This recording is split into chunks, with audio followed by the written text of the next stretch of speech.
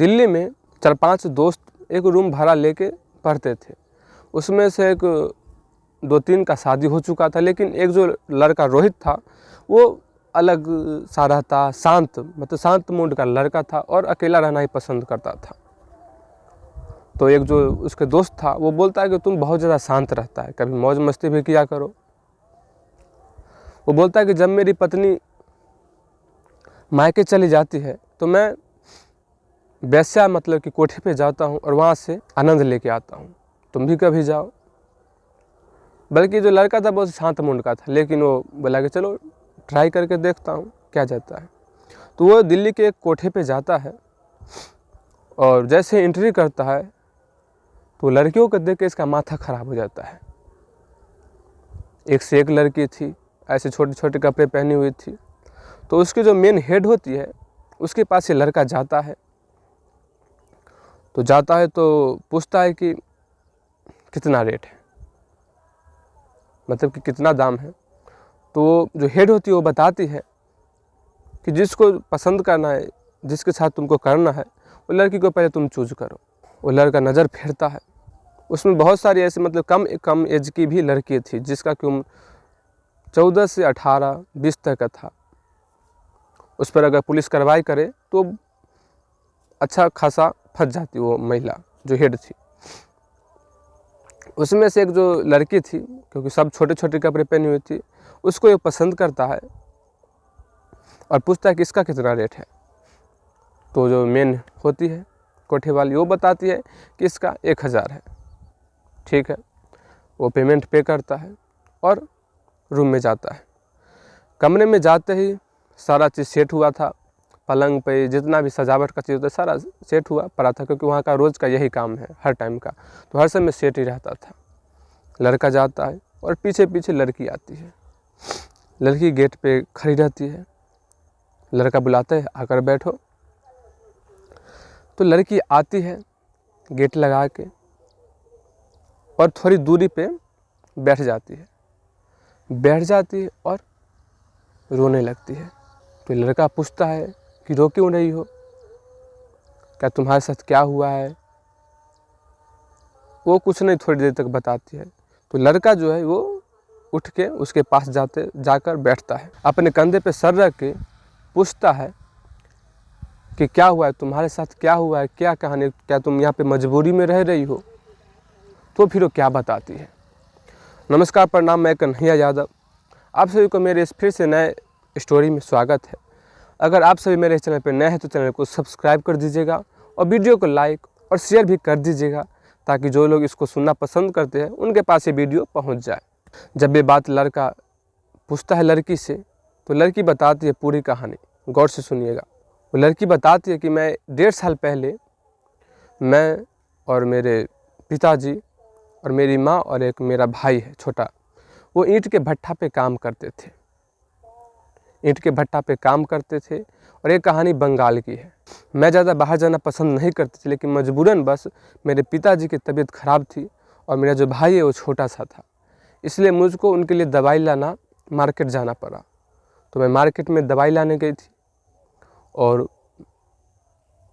काफ़ी सुंदर थी वो लड़की भाई। किसी की भी नज़र, अगर वो काम भी जहाँ ईंट भट्टे पे करती थी ना, अगर मालिक हो या लड़का हो, कोई भी उस रास्ते से गुजरता तो उस लड़की को देखते रह जाता, इतना सुंदर थी। तो दवाई लेने गई थी, तो वहाँ पे एक कार से 4 व्हीलर से लोग आए, कुछ बदमाश गुंडे टाइप के, और मुझे गेट खोल के अंदर रख लिए और अंदर ले जाके मुझे कुछ ऐसा नाक में सूंघा दिए कोई पदार्थ, और मुझे कुछ नहीं पता चला कि मेरे साथ क्या हुआ या क्या हो रहा है। मेरी नींद वही दिल्ली के बॉर्डर पे जाके खुली। मैं देखा कि बड़ा सा बोर्ड लगा हुआ है और लिखा हुआ है कि दिल्ली में आपका स्वागत है।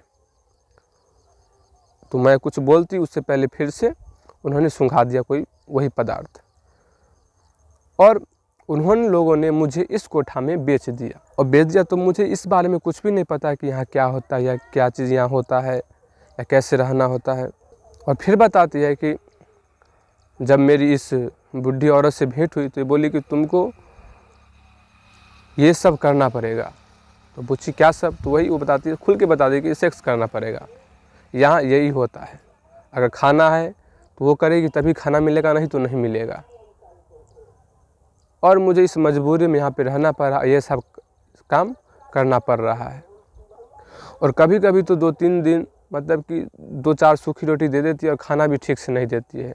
काम कर रहा हूँ तो कम से कम खाना तो ठीक से देना चाहिए, भोजन भी ठीक से नहीं देती है, ऐसे ही रूखा सूखा खाना देती है। और पता नहीं मेरे पिताजी किस हालत में होंगे, मरे होंगे या जिंदा होंगे, कुछ पता नहीं चल रहा है। लेकिन लड़का पूछता है कि आपका नाम क्या है? लड़की बताती है कि मेरा नाम सीमा है। ऐसे में बिहार की थी, लेकिन मेरे पिताजी और सब काम करने बंगाल जाते थे, तो बंगाल में ही काम करता था। छोड़िए ये सब बात छोड़िए, मेरे किस्मत में ही ये लिखा हुआ है, तो आप क्या करेंगे? जो आप जिसके लिए पैसे दे के आए वो अपना काम कर लीजिए जल्दी से। तो लड़का बोलता है कि मैं तुम्हारे साथ कुछ भी नहीं करूँगा और ये मेरा वादा है कि तुमको यहाँ से निकाल के रहूँगा।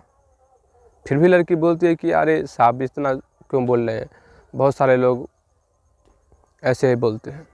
वो लड़का बोलता है कि मुझ पे विश्वास करो, मैं उस टाइप का लड़का नहीं हूँ, तुम्हें विश्वास दिलाता हूँ, वादा करता हूँ कि तुम्हें यहाँ से निकाल के जाऊँगा। लड़का यहाँ तक बोल देता है, लड़की को तसल्ली दिला देता है और लड़की को भी तसल्ली हो जाता है, क्योंकि प्रथम बार कोई लड़का इतना सच्चाई से बोला है। बिना कुछ करे हुए लड़का वहाँ से निकल जाता है और तुरंत ही बगल के पुलिस थाना में जाके थाना में केस कर देता है कि ऐसे ऐसे एक लड़की को ज़बरदस्ती जबरन मतलब किसी झूठा दिलासा दे के रखा हुआ है। वो जल्द से पुलिस की जो टीम होती है वो इस मामले में पूरा संज्ञान लेती है और तुरंत एक्शन लेती हुई वहाँ पे पहुँचती है, रेड डालती है। रेड डालते समय वो लड़की वहीं पे थी तो पकड़ी जाती है। तो बहुत सारी पूछताछ की जाती है। तो उसके साथ कुछ मतलब 3-4 ऐसी भी लड़कियाँ थी जो उसके ही ऐसी थी, जिसको जबरन वहाँ पे ला के सब रखे हुए थे। वो 4-5 लड़की को निकालते हैं और पूछते हैं, सारा बात पूछ लेते हैं कि तुम्हारा घर कहाँ है, कौन यहाँ पे, तुम कैसे है, सारा बात पूछ लेते हैं। और फिर वो 3-4 लड़की को अपने अपने घर पहुँचा देते हैं। लेकिन जो सीमा होती है इसको देखते हैं कि उस लड़की के पास जाके बैठ जाती है, रोहित के पास। तो ये पुलिस पूछती है रोहित से कि तुमने इसको छुड़वाया, इतना सारा इसका सहयोग किया, तो अब तुम इसके साथ क्या करना चाहते हो? तो रोहित बोलता है कि क्या करना चाहेंगे, या अब इसको अपने माता पिता के पास पहुंचा दीजिए और इसके जो मन में है वो पूछ लीजिए, वो मैं करने के लिए राज़ी हूँ। पुलिस इस लड़की सीमा से पूछती है कि तुम्हारा क्या विचार है, तो इस लड़का ने तुम्हारे लिए इतना किया।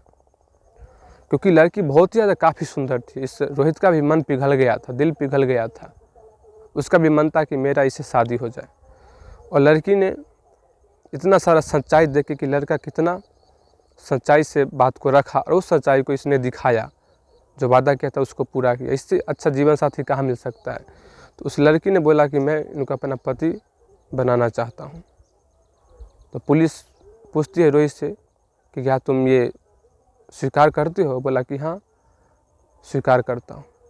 उसके बाद दोनों पति पत्नी के बंधन में पुलिस के द्वारा ही बंधे जाते हैं। पास के ही मंदिर में सिंदूरदाना सारा जयमाला करा दिया जाता है, प्लस में कोर्ट में भी जाके करा दिया जाता है। फिर वो जो लड़का होता है किसी तरीके से पूछते पाछते उसके घर पहुंचते हैं, वहाँ पे बंगाल में पहुंचते हैं। ईंट भट्टे में जहाँ पे काम करते थे वहाँ पे जाती है तो पूछती है उस मालिक से जहाँ पे काम करती, तो बोलती है कि तुम्हारे माता पिता यहाँ से 6 महीने पहले यहाँ से चले गए। तो बोले कहाँ? तो ये बोला कि ये तो नहीं बताए गए कि कहाँ गए होंगे, लेकिन ज़्यादा चांस है घर ही गए होंगे। तो फिर दोनों वहाँ से घर की तरफ आते हैं। तो घर की तरफ आते हैं तो देखती है, जब घर में एंट्री लेती है तो देखती है कि पिताजी की जो हालत है वो व्हील चेयर पे थे। मतलब जैसे लकवा नहीं मार जाता है, उस स्थिति में इसके पिताजी थे। और जो छोटा भाई था वो भी कुछ सियान हो गया था, पर वहाँ पे वो था नहीं। वो वहीं पे कुछ रेडी लगा के चाय और बेचता था, उसी से घर का गुजारा होता था। और उसकी माँ जो थी वो खाना बना रही थी। तो जाके भेंट मुलाकात करती है और फिर माता पिता को भी ऐसी कहानी सुनाती है कि मेरे साथ ये हुआ, तो इन्होंने मुझे ऐसा वहाँ से निकाला, बचाया और मैंने इनसे शादी कर ली। तो माता पिता ये सुन के बहुत ही उनको अच्छा लगा कि तुमको ऐसा पति मिला है कि कोठा में से निकाल कर तुमसे शादी कर ले, कोई वैश्या से, क्योंकि तुम वहाँ पे गई तो तुम तो वैश्या ही हो गई ना। तो माता पिता यही उसको अंत में बात बोले, आशीर्वाद दिए कि तुमको इससे अच्छा पति कहीं नहीं मिल सकता, इसलिए इसको छोड़ना नहीं।